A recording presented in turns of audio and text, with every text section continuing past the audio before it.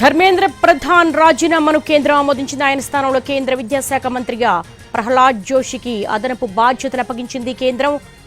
విద్యార్థి ఉద్యమానికి కేంద్రం దిగొచ్చింది. విద్యాశాఖ మంత్రిగా ఉన్న ధర్మేంద్ర ప్రధాన్ రాజీనామా చేశారు. ఆయన రాజీనామాను రాష్ట్రపతి ముర్ము ఆమోదించారు. ఆయన స్థానంలో కేంద్ర విద్యాశాఖ మంత్రిగా ప్రహ్లాద్ జోషికి అదనపు బాధ్యతలు అప్పగించింది కేంద్రం. సాయంత్రం నుంచి కూడా కేంద్ర మంత్రివర్గ విస్తరణ జరగొచ్చు అన్న అనేక ఊహాగానాలకు తెరపడుతూ ప్రస్తుతం ప్రహ్లాద్ జోషిని కేంద్ర విద్యాశాఖ మంత్రిగా అదనపు బాధ్యతలు అప్పగించింది కేంద్రం. బ్రేకింగ్ న్యూస్ చూస్తున్నాము. కేంద్ర విద్యాశాఖ మంత్రిగా ధర్మేంద్ర ప్రధాన్ తన పదవికి రాజీనామా చేశారు. నీట్ పేపర్ లీకేజ్కు బాధ్యత వహిస్తూ తాను తన పదవికి రాజీనామా చేస్తున్నట్టుగా ఆయన ప్రకటించారు.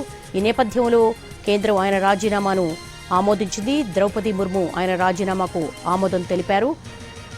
ప్రస్తుతం కేంద్ర విద్యాశాఖ మంత్రిగా ప్రహ్లాద్ జోషికి అదనపు బాధ్యతలు అప్పగించింది కేంద్రం. జంజీ ఉద్యమానికి, నీట్ పేపర్ లీకేజ్ అంశానికి జవాబుదారీతనంగా ప్రభుత్వం దిగొచ్చింది. ధర్మేంద్ర ప్రధాన్ కూడా నైతిక బాధ్యత వహిస్తూ రాజీనామా చేశారు. ఆయన రాజీనామాను రాష్ట్రపతి ముర్ము ఆమోదించారు. ఆయన స్థానంలో ధర్మేంద్ర ప్రధాన్ రాజీనామాకు సంబంధించిన బ్రేకింగ్ న్యూస్ చూస్తున్నాము. విద్యాశాఖ మంత్రిగా ప్రహ్లాద్ జోషికి అదనపు బాధ్యతలు అప్పగించింది కేంద్రం.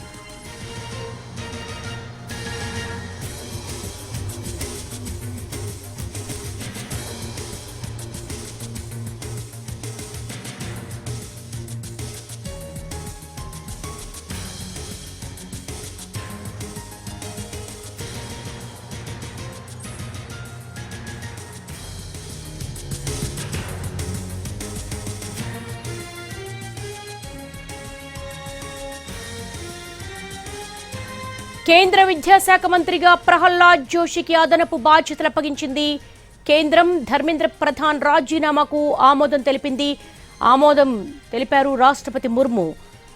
బ్రేకింగ్ న్యూస్ చూస్తున్నాము. కేంద్ర విద్యాశాఖ మంత్రిగా ప్రహ్లాద్ జోషికి అదనపు బాధ్యతలు అప్పగించింది కేంద్రం. ధర్మేంద్ర ప్రధాన్ రాజీనామాకు ఆమోదం తెలిపారు రాష్ట్రపతి ద్రౌపది ముర్ము. సాయంత్రం నుంచి కూడా కేంద్ర మంత్రివర్గ విస్తరణ జరగొచ్చు అన్న ఊహాగానాల నేపథ్యంలో కేంద్ర విద్యాశాఖ మంత్రి స్థానంలో ఎవరొస్తారు అని అనేక స్పెక్యులేషన్స్ నడిచాయి. వాటన్నింటినీ తెరదించుతూ కేంద్ర విద్యాశాఖ మంత్రిగా ప్రహ్లాద్ జోషిని నియమించింది కేంద్ర ప్రభుత్వం. ఆయనకు అదనపు బాధ్యతలు అప్పగించింది.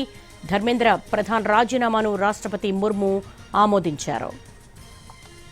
నీట్ పేపర్ లీకేజ్కు నైతిక బాధ్యత వహిస్తూ కేంద్ర విద్యాశాఖ మంత్రిగా ఉన్నటువంటి ధర్మేంద్ర ప్రధాన్ బాధ్యత వహిస్తూ రాజీనామా చేశారు. ఆయన రాజీనామాను రాష్ట్రపతి ముర్ము ఆమోదించారు. వెనువెంటనే ప్రహ్లాద్ జోషికి అదనపు బాధ్యతలు అప్పగించింది కేంద్రం.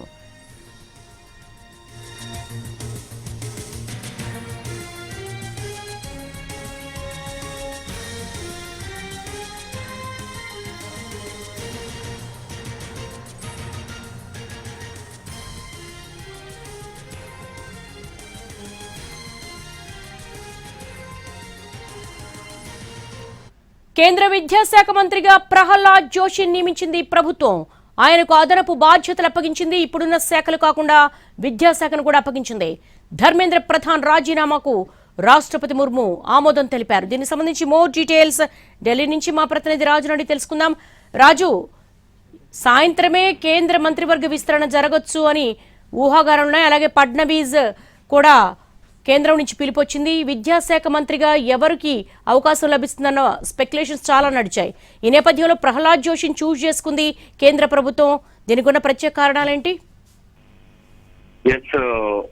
దేవి, నిజంగా అంటే ఈ ధర్మేంద్ర ప్రధాన్ రాజీనామాతో ఇక ఖచ్చితంగా పూర్తిగా కేంద్ర మంత్రివర్గ విస్తరణ జరగబోతుందా అనే దాని మీద పెద్ద ఎత్తున చర్చ జరిగింది. సో అక్కడ రెండు ఆప్షన్స్ ఉన్నాయనే విషయాన్ని కూడా మనం సాయంత్రమే చర్చించుకున్నాం. ముఖ్యంగా మొత్తం మంత్రివర్గం విస్తరణ చేస్తారా, లేదంటే ప్రస్తుతం కేంద్ర మంత్రిగా ఉన్నటువంటి ఎవరైనా సీనియర్ కు ఒకరికి బాధ్యత ఇస్తారనే దాని మీద కూడా చర్చ జరిగింది. సో దాంట్లో భాగంగా ఇప్పటికే ధర్మేంద్ర ప్రధాన్ రాజీనామాను రాష్ట్రపతి ఆమోదించింది. అదే సమయంలో మరి ఆయన స్థానంలో మరొకరికి అవకాశం కల్పించాల్సి ఉంటుంది.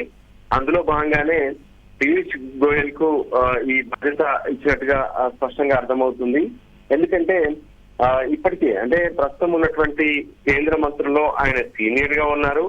అంతేకాదు ప్రస్తుత విద్యా వ్యవస్థకు సంబంధించినటువంటి వ్యవహారంలో కూడా ఆయన పూర్తిగా ఫాలో అవుతూ కూడా ఉన్నారు. అందుకోసమే ఆయనకి ఈ బాధ్యతలు అప్పగించారు. ఈ పార్లమెంట్ సెషన్స్ పూర్తి అయ్యేంత వరకు కూడా అంటే ఆగస్టు 13th వరకు పార్లమెంట్ సెషన్స్ కొనసాగనున్నాయి. మొదటి వారం మొత్తం కూడా పార్లమెంట్ సెషన్స్ జరగలేదు. ఎందుకంటే ధర్మేంద్ర ప్రధాన్ రాజీనామా చేయాలి, నీటి వ్యవహారం పైన, ఈ లీకేజ్ వ్యవహారం పైన పార్లమెంట్ లో చర్చ జరపాలంటూ కూడా పెద్ద ఎత్తున ఆందోళన జరిగింది. సో వీటన్నిటి నేపథ్యంలోనే ప్రధానమంత్రి మోడీ కీలక నిర్ణయం తీసుకున్నారు. ధర్మేంద్ర ప్రధాన్ రాజీనామా చేసిన తర్వాత ఇప్పుడు సోమవారం నుంచి జరిగేటటువంటి పార్లమెంట్ సమావేశాల్లో సైతం ఈ అంశం పైన ఖచ్చితంగా చర్చ జరిగేటటువంటి అవకాశాలు కూడా కనిపిస్తున్నాయి. ఈలోగా కేంద్ర ప్రభుత్వం కొన్ని కీలక నిర్ణయాలు కూడా తీసుకుంది. ఏ విధంగానైతే పబ్లిక్ ఎగ్జామ్స్ కు సంబంధించినటువంటి అమెండ్మెంట్ యాక్ట్ కావచ్చు, దాంతో పాటు ఎన్టీఏలో తీసుకొచ్చిన అటు సంస్కరణలు, మరోవైపు అటు విద్యాశాఖ కార్యదర్శిని మార్చడం, ఫాస్ట్ ట్రాక్ కోర్టుల ఏర్పాటు, ఈ విషయాలన్నిటిపైన కూడా కేంద్రం ఇప్పటికే నిర్ణయం తీసుకుంది. వాటికి తోడుగా సిజేపీ చేసినటువంటి ఆందోళన ప్రకారం ధర్మేంద్ర ప్రధాన్ కూడా రాజీనామా చేశారు. సో ఈ విషయాలన్నిటిపైన ఖచ్చితంగా సభలో కీలక చర్చ జరగబోతుంది. ఆ సందర్భంగా సీనియర్ మంత్రి సమాధానాలు కూడా ఇవ్వాల్సి ఉంటుంది. అందులో భాగంగానే ప్రస్తుతం ఈ బాధ్యతలన్నీ కూడా పీయూష్ గోయల్ కు అప్పగించినట్టుగా తెలుస్తుంది. దానికి అనుగుణంగానే ప్రస్తుతం సమావేశాలు పూర్తయ్యేంత వరకు పీయూష్ గోయల్ కేంద్ర విద్యాశాఖ మంత్రిగా బాధ్యతలు కొనసాగనున్నారు.